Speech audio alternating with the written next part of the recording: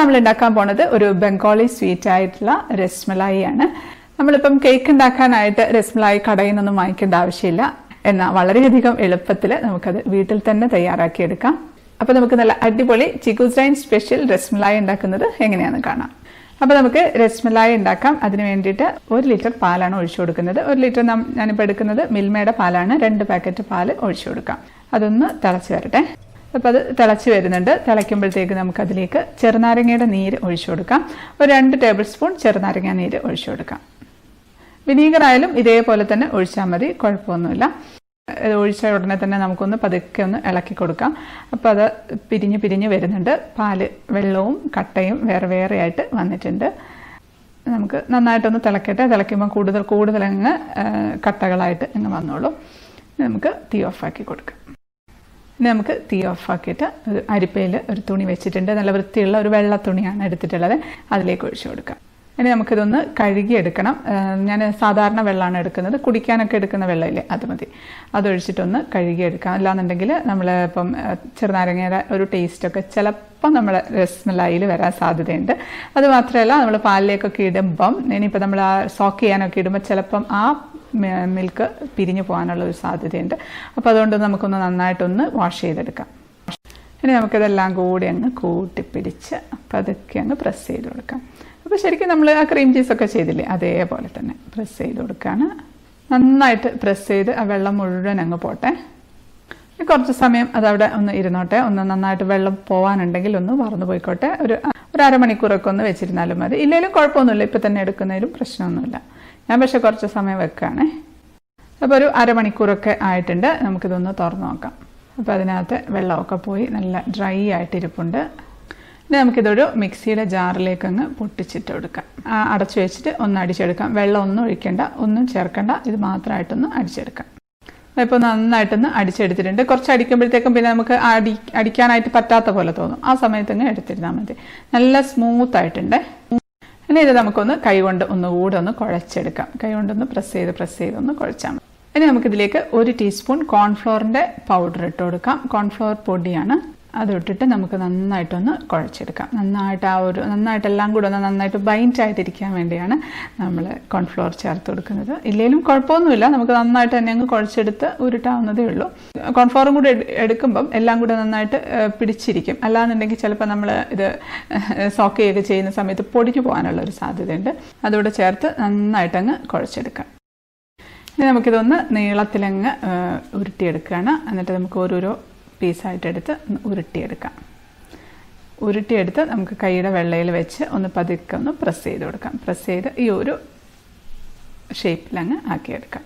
ഇത് വേണമെന്നുണ്ടെങ്കിൽ ഉരുട്ടിയെടുക്കാം കേട്ടോ. ഉരുട്ടിയെടുക്കാം. ഇപ്പം നമ്മൾ രസഗുള്ളയൊക്കെ ഉണ്ടാക്കാനാണെന്നുണ്ടെങ്കിൽ ഉരുട്ടിയെടുത്താലും മതി. ഇപ്പോൾ രസ്മലായിക്കാണെങ്കിൽ ഇങ്ങനെ ചെയ്യുന്നതാണ് നല്ലത്. അങ്ങനെയെല്ലാം ഒന്ന് പരത്തിയെടുക്കട്ടെ. ഇനി നമുക്ക് ഒരു പാൻ വെച്ച് അതിലേക്ക് 1/2 കപ്പ് പഞ്ചസാര ഇട്ട് കൊടുക്കാം. അതിലേക്ക് 1/2 കപ്പ് വെള്ളമാണ് ഒഴിച്ചു കൊടുക്കുന്നത്. അതൊന്ന് തിളച്ച് വരട്ടെ. അതിൻ്റെ കൂടെ തന്നെ നമുക്ക് ഒരു 1/4 ടീസ്പൂൺ ഉപ്പ് അതോടെ ചേർത്ത് കൊടുക്കാം. അതൊന്ന് തിളച്ച് വരട്ടെ. ഈ ഒരു പഞ്ചസാരയും എല്ലാം ചേർക്കുന്നതെല്ലാം ഞാൻ നമ്മുടെ രസ്മലായി കേക്ക് ഉണ്ടാക്കിയില്ലേ, അതിൻ്റെ ആ ഒരു മധുരമൊക്കെ കറക്റ്റ് ആക്കിയിട്ടാണ് ചെയ്തിട്ടുള്ളത്. അപ്പം ഈ ഒരു മധുരമൊക്കെ എടുക്കുന്നതുകൊണ്ട് കേക്കിൽ മധുരം കുറച്ചിട്ടാണ് എടുത്തിട്ടുള്ളത്. അപ്പോൾ ഇപ്പോൾ പുറത്തുനിന്ന് വാങ്ങിക്കുന്ന രസ്മലായി പാക്കറ്റൊക്കെ ആണെന്നുണ്ടെങ്കിൽ എനിക്കതിൻ്റെ മധുരം കറക്റ്റ് പറഞ്ഞു തരാൻ അറിയില്ല. അപ്പം നമ്മുടെ ഈ റെസിപ്പിയാണ് ഫോളോ ചെയ്യുന്നുണ്ടെങ്കിൽ ഇതെല്ലാം മധുരം കറക്റ്റ് ആയിരിക്കും കേട്ടോ. ഇത് രണ്ടും കൂടെ വരുമ്പോഴത്തേക്കും കേക്കിന് നല്ല പാകത്തിനുള്ള മധുരമായിരിക്കും. അപ്പോൾ അത് നന്നായിട്ട് തിളച്ചിട്ടുണ്ട്. ഇനി നമുക്ക് ഈ പരത്തി വെച്ചിരിക്കുന്ന രസ്മലായി പീസസ് ഇല്ലേ, അത് ഇട്ട് കൊടുക്കാം. ഇപ്പോൾ ടോട്ടൽ 14 എണ്ണമാണ് കേട്ടോ ഉള്ളത്. ഇനി നമുക്കിത് അടച്ചു വെച്ചിട്ട് ഒന്ന് വേവിച്ചെടുക്കാം. അപ്പോൾ നന്നായിട്ട് ആ ഒരു ഷുഗർ സിറപ്പൊക്കെ കൂടെ നമ്മുടെ രസ്മലായി അല്ല രസഗുള്ളയുടെ ഉള്ളിലോട്ടങ്ങ് നന്നായിട്ടങ്ങ് പിടിച്ച് വരട്ടെ. നന്നായിട്ടങ്ങ് സോക്കായിട്ട് വരാൻ വേണ്ടി അങ്ങനെ ചെയ്യുന്നത്. ഇപ്പം അടച്ചു വെക്കുന്ന സമയത്ത് നന്നായിട്ട് അങ്ങ് തിളച്ച് എല്ലായിടത്തോട്ടും അതിൻ്റെ മുകൾ ഭാഗത്തോട്ടും കൂടി പഞ്ചസാര പാനി അങ്ങ് എത്തിക്കോളും. അപ്പോൾ നന്നായിട്ട് തിളച്ച് വരട്ടെ. അപ്പോൾ നല്ല തീ ഒരു മീഡിയം ഹൈ ഫ്ലെയിമിൽ തന്നെ വെച്ച് തിളപ്പിച്ചെടുത്താൽ മതി. അത് അവിടെ ഇരുന്ന് വേവട്ടെ. ആ സമയത്ത് നമുക്ക് രസ്മലായിക്ക് വേണ്ടി റബഡി ഉണ്ടാക്കിയെടുക്കാം. അപ്പോൾ അതിനുവേണ്ടി ഒരു കടായിലേക്ക് 1 പാക്കറ്റ് പാല് 1/2 ലിറ്റർ പാലാണ് ഒഴിച്ചു കൊടുക്കുന്നത്. അതിലേക്ക് 1/2 കപ്പ് കണ്ടൻസ്ഡ് മിൽക്ക് ചേർത്ത് കൊടുക്കാം. കണ്ടൻസ്ഡ് മിൽക്കൊക്കെ ചേർത്ത് ഈ ഒരു റബഡി നല്ല ടേസ്റ്റാണ് കേട്ടോ. 1/4 കപ്പ് പഞ്ചസാര ഇതും കൂടി ഇട്ടിട്ട് നന്നായിട്ടൊന്ന് തിളച്ച് വരട്ടെ. അപ്പം തിളച്ച് വന്നിട്ടുണ്ട്. നമുക്ക് തീ ഒന്ന് കുറച്ചിട്ട് കൊടുക്കാം. തീ കുറച്ചിടുമ്പോഴത്തേക്കും പതുക്കെ ആ പാലിൻ്റെ മുകളിൽ പാട ഇങ്ങനെ കെട്ടി വരും. അതങ്ങനെ നമുക്ക് പതുക്കെ ഇടയ്ക്ക് ഒന്ന് സൈഡിലോട്ട് അങ്ങ് നീക്കി കൊടുക്കാം. അതവിടെ ഒന്ന് ഇരുന്ന് തിളക്കട്ടെ. മിക്സിയുടെ ജാറിലേക്ക് 1 ടേബിൾ സ്പൂൺ പഞ്ചസാര ഇട്ട് അതിലേക്ക് ഒരു 4-5 ഏലക്ക തൊലി പൊളിച്ചിട്ട് ഇട്ട് കൊടുക്കാം. ഇത് നന്നായിട്ടൊന്ന് പൊടിച്ചെടുക്കാം.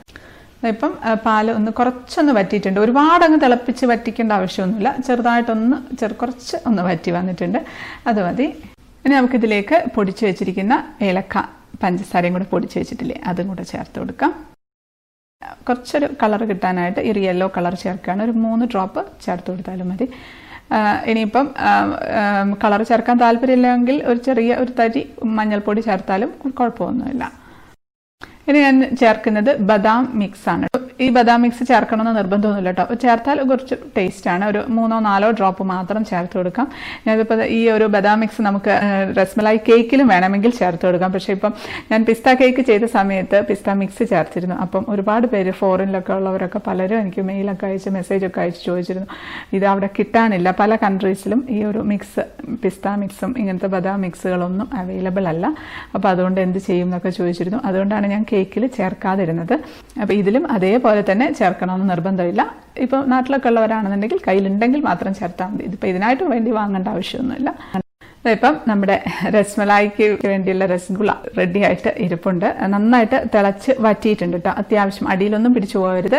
ഇപ്പം നന്നായിട്ട് തണുത്തിട്ടുണ്ട് കേട്ടോ. തിളച്ച് ഒന്ന് വറ്റി നന്നായിട്ട് തണുത്തിട്ടുണ്ട്. കുറച്ച് സമയം ഈ ഷുഗർ സിറപ്പിൽ കിടക്കുകയും ചെയ്തല്ലോ. ഇനി നമുക്കിതൊന്ന് പ്രസ് ചെയ്തിട്ട് അതിൻ്റെ ആ ഒരു ഉള്ളിലുള്ള ആ ഒരു സിറപ്പങ്ങ് മാറ്റി കൊടുക്കണം. കാരണം ഇല്ലാന്നുണ്ടെങ്കിൽ നമ്മളിതിപ്പോൾ റബഡിയിലേക്ക് ഇടുന്ന സമയത്ത് റബഡിയിൽ അബ്സോർബ് ചെയ്യാനായിട്ട് ഇതിനകത്ത് സ്പേസ് ഉണ്ടാവില്ല. അപ്പോൾ ഇതിൽ അതിനുള്ള ഒരു സ്പേസ് നമ്മൾ ഒരുക്കി കൊടുക്കുകയാണ്. റബഡിക്ക് കയറാനുള്ള സ്പേസ് ഒന്ന് പ്രസ് ചെയ്ത് കൊടുക്കുക. ഇതിപ്പോൾ ശരിക്കും ഇങ്ങനെ തന്നെ കഴിക്കാൻ നല്ലതാട്ടോ. നമ്മൾ റബഡി ഉണ്ടാക്കണം എന്ന് നിർബന്ധമൊന്നുമില്ല. ഇപ്പം ഇങ്ങനെ തന്നെ കഴിക്കുകയാണെങ്കിൽ രസഗുള്ളയാണ്. അപ്പോൾ ഇങ്ങനെ ചെയ്യുകയാണെന്നുണ്ടെങ്കിൽ നമുക്കിത് ഉരുട്ടിയെടുക്കാം. റൗണ്ട് ഷേപ്പിൽ ഉരുട്ടിയെടുത്താൽ മതി. പരത്തേണ്ട ആവശ്യമില്ല. സാധാരണ രസഗുള്ളയൊക്കെ കിട്ടുന്നില്ലേ, ഉരുണ്ട ഷേപ്പിലല്ലേ കിട്ടുന്നത്, അത് മതി. അത് നല്ല ടേസ്റ്റാണ് ഇത് മാത്രമായിട്ട് കഴിക്കാനായിട്ട്. പക്ഷെ ഇപ്പോൾ നമ്മൾ രസ്മലായി ആണ് ഉണ്ടാക്കുന്നത്, അതുകൊണ്ടാണ് ഇങ്ങനെയൊക്കെ ചെയ്യുന്നത്. ഇപ്പം എല്ലാം പ്രസ് ചെയ്ത് വെച്ചിട്ടുണ്ട്. ഇതിനകത്തുനിന്ന് ഇപ്പോൾ ഒരെണ്ണം പോയി കേട്ടോ. ഇതിപ്പം രസഗുള്ളയൊക്കെ ഉണ്ടാക്കുന്ന സമയത്ത് ഇത് ഫുള്ളായിട്ട് കിട്ടില്ല. അപ്പോൾ അതുകൊണ്ടാണ് ഈ ഒരു അളവിൽ തന്നെ ഉണ്ടാക്കുന്നത്. 2-3 എണ്ണമൊക്കെ നമ്മൾ കഴിക്കും. ഇനി നമുക്ക് കുറച്ച് പിസ്ത ഞാൻ എടുത്തിട്ടുണ്ട്. അതൊന്ന് ക്രഷ് ചെയ്തെടുക്കാനാണ്. അതിൻ്റെ കൂടെ തന്നെ ഒരു 5-6 ബദാം എടുക്കാം. അണ്ടിപ്പരിപ്പ് 5-6 എണ്ണം എടുക്കാം. ഇപ്പോൾ പിസ്ത ഇല്ലെങ്കിലും കുഴപ്പമില്ല, അണ്ടിപ്പരിപ്പ് മാത്രമായിട്ടായാലും കുഴപ്പമൊന്നുമില്ല. ഇതെല്ലാം കൂടെ നമുക്കൊന്ന് ക്രഷ് ചെയ്തെടുക്കാം. ഇനി നമുക്കത് റബഡിയിലേക്ക് ഇട്ട് കൊടുക്കാം. ഇനി ഞാനതൊന്ന് തിളപ്പിക്കുകയാണ്. ഒന്നുകൂടെ ഒന്ന് ചൂടാക്കുക. ഇപ്പം തന്നെ അത്യാവശ്യം ചൂടായിട്ടാണ് ഇരിക്കുന്നത്. എന്നാൽ അതേ സമയത്ത് കുറച്ച് തിളച്ചുകൊണ്ടിരിക്കുന്ന ഇതിനകത്തോട്ട് വേണം നമ്മൾ ഈ രസഗുള്ള ഇട്ട് കൊടുക്കാനായിട്ട്. അപ്പം അത് തിളയ്ക്കുന്നുണ്ട്. നമുക്ക് നമ്മുടെ രസഗുള്ള ഒന്നായിട്ട് ഇട്ട് കൊടുക്കാം. അതുകൊണ്ട് ഇപ്പോൾ ഈ ഒരു റബഡി എന്ന് പറയുന്നത് ഒരുപാട് തിക്കൊന്നുമല്ല, വെള്ളം പോലെ തന്നെയാണുള്ളത്. ഒരുപാട് തിക്കായാലും ഇത് അബ്സോർബ് ആവാൻ കുറച്ച് ബുദ്ധിമുട്ടാണ്. അപ്പോൾ അതുകൊണ്ട് ഒത്തിരി സമയം വെച്ച് തിളപ്പിച്ച് വറ്റിക്കുകയൊന്നും വേണ്ട നമ്മുടെ റബഡി. അപ്പോൾ നന്നായിട്ടൊന്ന് തിളച്ചിട്ടുണ്ട്. ഒരു മിനിറ്റൊക്കെ ഇരുന്ന് അങ്ങ് തിളച്ചിട്ടുണ്ട്. തിളച്ചതിന് ശേഷം നമുക്ക് ഓഫാക്കി കൊടുക്കാം. റബഡി രസഗുള്ളയിലേക്ക് നിറഞ്ഞിട്ട് അത് രസ്മലായി ആയിട്ട് ആ ഒരു ടേസ്റ്റിൽ ഫ്ലേവറിലൊക്കെ വരണമെന്നുണ്ടെങ്കിൽ കുറച്ച് സമയം എടുക്കും. അപ്പോൾ അതാണ് ഞാൻ പറഞ്ഞത്. ഉണ്ടാക്കാൻ നമുക്ക് ഭയങ്കര ഇൻട്രസ്റ്റിംഗ് ആണ്, ചെയ്യാനൊക്കെ നല്ലൊരു ഇഷ്ടം തോന്നും. പക്ഷേ കുറച്ച് ടൈം എടുക്കും. നമ്മൾ കുറച്ച് ക്ഷമയോട് കൂടി വേണം ചെയ്യാനായിട്ട്. അപ്പോൾ അങ്ങനെ കുറച്ച് കൂടുതൽ സമയം ഇരിക്കും തോറും ടേസ്റ്റ് കൂടും. അപ്പോൾ വേണമെങ്കിൽ നമ്മൾ തലേ ദിവസം തന്നെ ഉണ്ടാക്കിയിട്ട് പുറത്ത് വെക്കണ്ട, രാത്രി എടുത്ത് ഫ്രിഡ്ജിൽ വെച്ച് ഫ്രിഡ്ജിലിരുന്നോട്ടെ. എന്നിട്ട് പിറ്റേ ദിവസം നമുക്ക് സോക്ക് ചെയ്യാനും എല്ലാ രസ്മലായി പീസസ് ഫിൽ ചെയ്യാനൊക്കെ ഉള്ളത് കട്ട് ചെയ്തൊക്കെ ഇട്ട് കൊടുത്താൽ മതി. അപ്പോൾ ഇത്രയേ ഉള്ളൂ നമ്മുടെ രസ്മലായി എന്ന് പറയുന്നത്. അതവിടെ അടച്ചു വെച്ചേക്കാം. അതവിടെ ഇരിക്കട്ടെ. ഒരു 2-3 മണിക്കൂർ ഇരിക്കട്ടെ. എത്ര കൂടുതൽ സമയം ഇരുന്നാൽ നല്ലത്. നന്നായിട്ട് തണുക്കുകയും ചെയ്യട്ടെ. നന്നായിട്ട് അത് അബ്സോർബായിട്ട് വരും. ഇത്രയേ ഉള്ളൂ നമ്മുടെ രസ്മലായി. ഇതാണ് നമ്മൾ കേക്കിന് വേണ്ടിയിട്ട് എടുക്കുന്നത്. ഇപ്പോൾ ദീപാവലിയാണ്. ഇപ്പോൾ കേക്കിന് വേണ്ടി മാത്രമല്ല, ഇത് ദീപാവലി സ്വീറ്റ് ആയിട്ടും ഉണ്ടാക്കാം.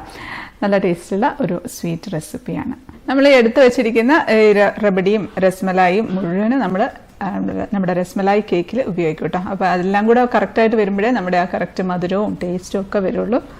അപ്പോൾ ഈ ഒരു രസ്മലായി കൊണ്ട് നല്ലൊരു അടിപൊളി രസ്മലായി കേക്കാണ് നമ്മൾ ഉണ്ടാക്കിയത്. അപ്പോൾ ആ വീഡിയോയുടെ ലിങ്ക് ഞാൻ താഴെ ഡിസ്ക്രിപ്ഷൻ ബോക്സിൽ ഇട്ടേക്കാം. തീർച്ചയായിട്ടും എല്ലാവർക്കും ഇഷ്ടപ്പെടും. അപ്പോൾ നമ്മൾ രസ്മലായി കേക്ക് ഉണ്ടാക്കുമ്പോൾ തീർച്ചയായിട്ടും ഇങ്ങനെ ചെയ്തിട്ട് ചെയ്യാട്ടോ നല്ലത്. അപ്പോൾ അതെല്ലാവരും ഉണ്ടാക്കി നോക്കുമല്ലോ. അപ്പോൾ വീഡിയോ ഇഷ്ടപ്പെട്ടു എന്ന് വിശ്വസിക്കുകയാണ്. ഇഷ്ടപ്പെട്ടാൽ ലൈക്ക് ചെയ്യാനും കമൻറ്റ് ചെയ്യാനും ഷെയർ ചെയ്യാനൊന്നും മറക്കല്ലേ. സബ്സ്ക്രൈബ് ചെയ്യാത്തവർ ഒന്ന് സബ്സ്ക്രൈബ് ചെയ്തേക്കണേ. അപ്പോൾ നമുക്ക് അടുത്തൊരു അടിപൊളി റെസിപ്പി ആയിട്ട് കാണാം. അതുവരേക്കും stay happy, stay positive. By.